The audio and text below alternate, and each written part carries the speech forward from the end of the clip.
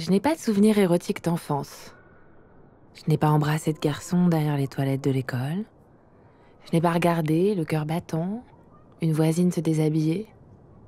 Je n'ai jamais montré ma culotte à personne. Et personne ne me l'a jamais demandé. De façon générale, je vis dans les livres et j'attends que ça passe. Mais Dieu merci, l'enfance ne dure pas éternellement. Et un jour, j'ai 13 ans. J'ai 13 ans. Et là, en 6 mois, 2 événements se produisent qui me propulsent dans une autre dimension.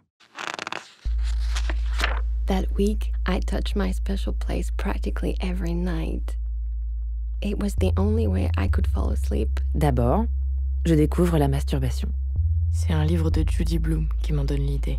I reached down and touched my special place with the washcloth. À cette époque, Les livres sont comme des scaphandres dans lesquels je m'enferme pour m'aventurer dans la vraie vie. I rubbed and rubbed until I got that good feeling.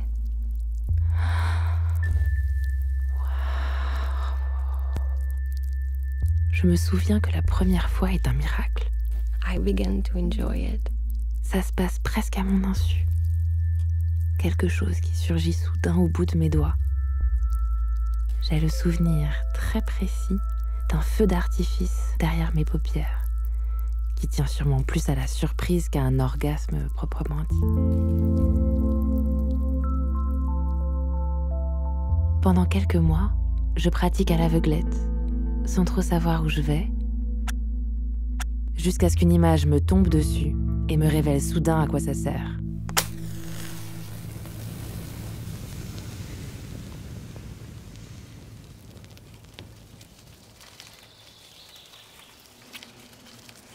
C'est l'été.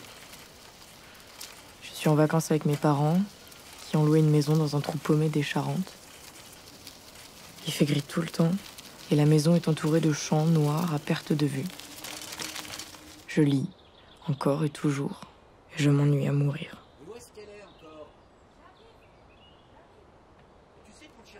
Et puis, un jour, mes parents décident de nous emmener au musée de la BD d'Angoulême.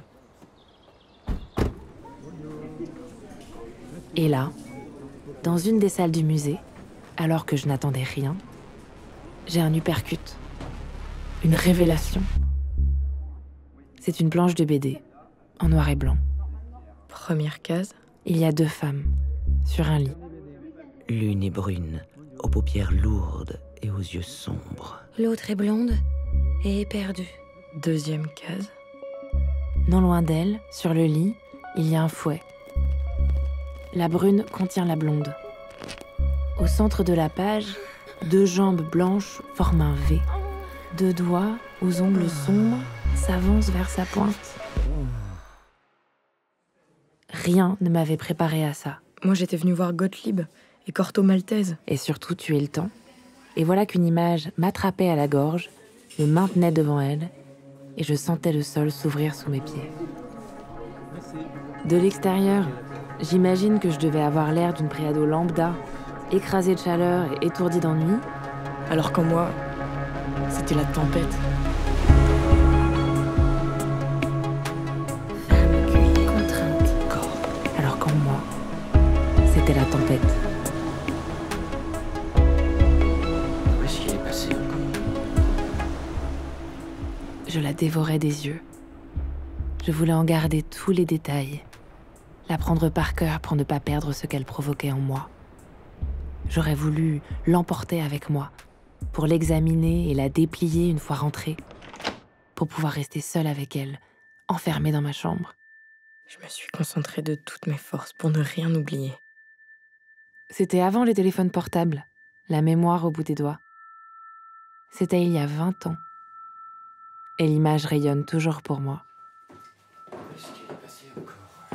Mon été s'en trouve transfiguré. Je veux être toute seule, tout le temps.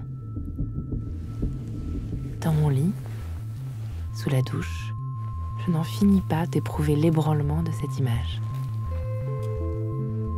Je pars au quart de tour. L'une est brune, aux paupières lourdes et aux yeux sombres. Il me suffit d'évoquer les 2 premières cases. L'autre est blonde et éperdue. pour déclencher de nouveaux feux d'artifice. Je ne m'ennuie plus. Et l'enfance est finie. Toute jeune, je fus également mise en pension au couvent des oiseaux. Vous sortez d'un couvent? Et pourquoi pas? C'est interdit. Non, non, mais enfin, vous savez, les couvents pour jeunes filles ont parfois une réputation un peu... Sulfureuse? Au collège, C'est ça. je regarde des émissions Carré Rose sur M6 Ce couvent était extrêmement strict. avec une copine curieuse dont les parents sont toujours Ah sortis. oui! C'est dans ce couvent que j'ai fait ma véritable éducation. Avec elle, je découvre une sensation nouvelle entre nos jambes. On dit que ça bat. Alors? T'as battu? Ouais. Ouais, j'ai battu. Et quand j'ai 15 ans, mes parents ont Canal+, et des chaînes cinéma qui passent des pornos après minuit. Je ferme tout doucement la porte de la chambre de mes parents. Je descends en chaussettes, parce que ça fait moins de bruit sur le carrelage. Quand je rentre de soirée, le samedi soir après minuit, comme tous les adolescents des années 90, je développe des ruses de sioux pour allumer la télé sans les réveiller. Encore, oui. Oh, ce que t'es chaude. J'appuie sur la touche mute, mais sans le son, c'est moins bien. Je garde le doigt sur la télécommande pour changer de chaîne à toute vitesse et dire au cas où que je regardais Chasse et Pêche. Bien entendu, on voit tout de suite qu'il y a un brochet à l'affût et en activité de chasse. J'ose pas bouger, parce que le canapé grince. J'ai une oreille vers le couloir et un œil sur la télé. C'est difficile de se Je concentrer. stresse tellement que j'arrive pas à être excitée. En plus, franchement, sans le son, le porno c'est moins bien. Mais quand même, tous les samedis, j'y reviens. Encore, oui. J'ai pratiqué le porno nocturne pendant des années. Mais aujourd'hui, toutes les images ont disparu. Tout ce que j'ai vu pendant ces heures clandestines a disparu. Ma seule explication, c'est que ces films attrapés à la volée n'avaient rien à voir avec mes chemins de désir, et que c'est pour ça qu'ils n'ont laissé aucune trace.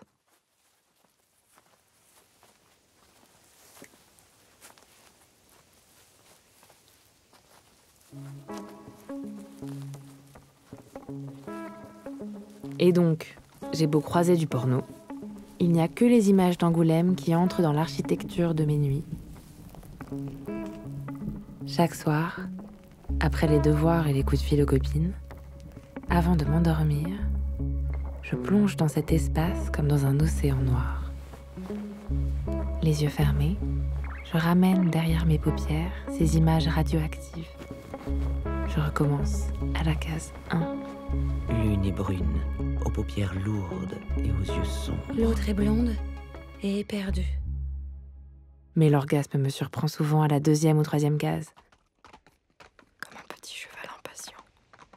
Sein, J'y reviens, contrainte. tous les soirs, Cuir et cordes. inlassablement, pendant 2 ans.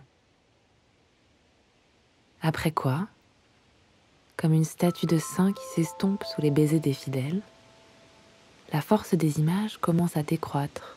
Cordes, Et je découvre la première loi de ma vie pornographique, cuir. que les images érotiques s'amenuisent à force d'être utilisées. Elle est blonde et elle est nue. Sous mes paupières, il n'y a plus rien.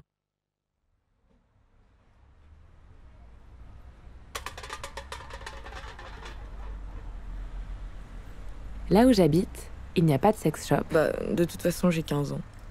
J'ai bien trouvé quelques livres un peu érotiques à la bibliothèque municipale, Je me vois pas l'étendre au bibliothécaire qui me connaît depuis que j'ai 7 ans. et donc, face à la pénurie, je me trouve obligée de fabriquer moi-même ce dont j'ai besoin. Et comme tous les débutants du monde, je fais des copies et des variations sur les classiques. Une secrétaire lascive Et sa patronne autoritaire. Une femme au foyer désœuvrée. et une sulfureuse voisine. Une nièce innocente. Et sa tante volcanique. Je ne sais pas d'où ça me vient, mais j'ai déjà intégré les codes du genre. Je vois que tu me regardes. Tu viendrais m'aider à remonter la fermeture éclair de ma robe? Oh mais, qu'est-ce que vous faites? Laisse-toi faire. Laisse-moi te montrer. Je fais le scénario, la réalisation, la production, mais je ne figure jamais dans ces histoires. Coupé. Ok, super. super. Maintenant, on va mettre une autre fille. Il nous faut une blonde en tutu. Ouais, voilà, c'est bien ça. Et puis, une autre arrive. Attends, j'ai besoin d'une brune. Sublime. En body de cuir. Encore ? T'occupes. Tu les mets sur le canapé et elles commencent à s'embrasser. Pour avoir toujours facilement du support à fantasmes sous la main, je commence même à écrire une histoire. En lettres rondes, Car j'ai 15 ans. dans un grand carnet vert que je cache sous des piles de cartes postales dans un tiroir de mon bureau. Gaëlle marchait dans les bois. En fait, elle cherchait du sexe. C'est l'histoire d'une blonde à gros seins innocente et bête qui se promène à moitié nue dans les bois. Ah, mais quelle chaleur étouffante. Elle rêvait secrètement de se faire violer par un bel inconnu. Sans se l'avouer, bien sûr. J'ai cru entendre un bruit. Et elle se fait capturer pour servir de proie sexuelle à une brune volcanique. Qu'est-ce que vous allez faire de moi? Et insatiable. Vous êtes folle. Elle était grande, mince et très belle. Brune, longs cheveux bruns, yeux noirs et ardents, bouche très rouge et pulpeuse. Elle regarda Gaëlle en souriant, Oh mon Dieu, j'ai si peur. puis avança sa langue incandescente vers la bouche de la jeune fille.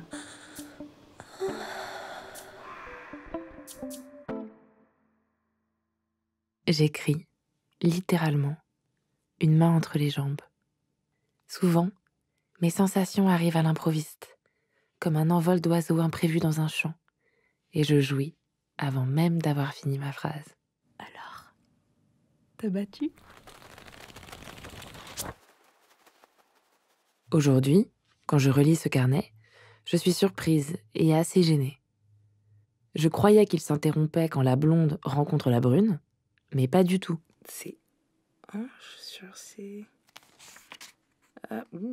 La scène tourne à l'orgie avec force détail et incohérence anatomique. Je me demande où j'ai appris tous ces termes techniques, dans la mesure où à l'époque, je suis toujours vierge et je ne connais pas le porno en ligne. Ma vie sexuelle se résume pour l'essentiel à quelques pelles nocturnes. Bon, et puis quand c'est vraiment la fête, j'ai droit à des caresses furtives sous les pulls. Exclusivement d'ailleurs avec des garçons. Mais ça ne me pose pas de problème. Pour moi, la vie pornographique n'a rien à voir avec la vraie vie. Elle se déroule dans un espace où les lois ordinaires ne s'appliquent pas.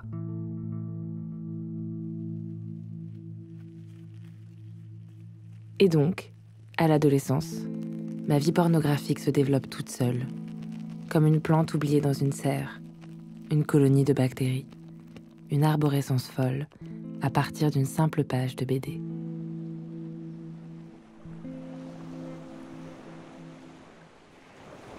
Aujourd'hui, je sais que l'image d'Angoulême, c'était l'histoire d'eau, dessinée par Guido Crépax.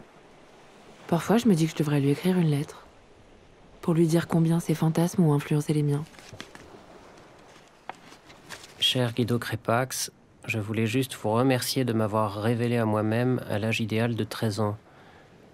C'est parce que ça a été si important pour moi que j'ai envie de vous poser une question indiscrète. Vos fantasmes, à vous, qu'est-ce qui les a formés? Les femmes aux yeux lourds, les jambes interminables, elles viennent d'où? Je demande parce que ça me concerne aussi. Ce que je voudrais savoir, monsieur Crépax, c'est s'il existe des lignées de fantasmes qui se transmettraient et qu'on pourrait remonter comme des fils d'or.